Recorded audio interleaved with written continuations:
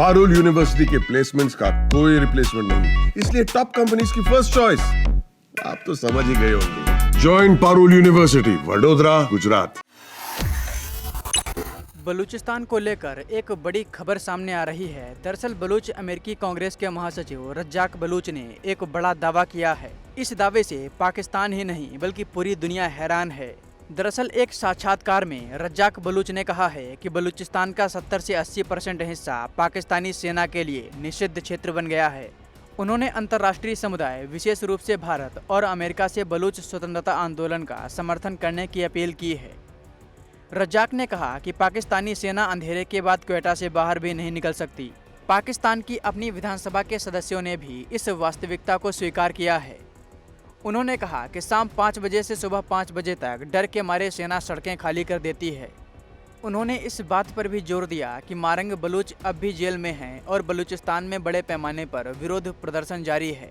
उन्होंने सरदार अख्तल मेंगल जैसे नेताओं के प्रयासों को स्वीकार किया, लेकिन इस बात पर जोर दिया कि चौनी और क्वेटा जैसे क्षेत्रों में पाकिस्तानी सैन्य गढ़ों को खत्म करने के लिए विदेशी समर्थन महत्वपूर्ण है।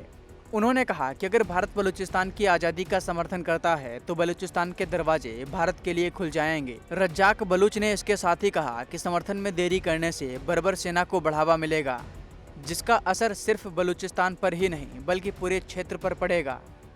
उन्होंने लोकतांत्रिक देशों से बलूच प्रतिनिधियों की मेजबानी करने और संघर्ष को मान्यता देने की अपील की है।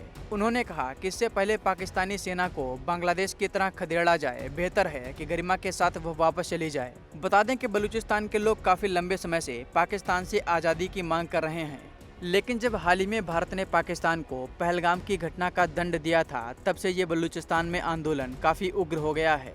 बलूचिस्तान के लोग अब पाकिस्तान से आज़ादी के लिए भारत से मदद मांग रहे हैं। बलूचिस्तान की मांग करने वाले मीर यार बलूच ने हाल ही में भारत सरकार से कहा था कि भारत दिल्ली में बलूचिस्तान की एम्बेसी खोले और बलूचिस्तान को एक देश के रूप में मान्यता दे, लेकिन अभी भारत ऐसा करेगा ऐसा नहीं लगता, क्योंकि बलूचिस्तान के लोगों ने जिस नक्शे को अपना बता रखा है उसमें पाकिस्तान के अलावा ईरान और अफगानिस्तान की भी ज़मीन आती है और भारत ऐसे बलूचिस्तान को मान्यता देने से बचेगा जिसमें ईरान और अफगानिस्तान की ज़मीन शामिल हो। साथियों, आपकी क्या राय है इस मामले पर हमें कमेंट बॉक्स में ज़रूर बताएं। वीडियो पसंद आई हो तो इसे अपने दोस्तों के साथ शेयर करना ना भूलें और अगर चैनल पर नए हैं तो हमें सब्सक्राइब जरूर करें।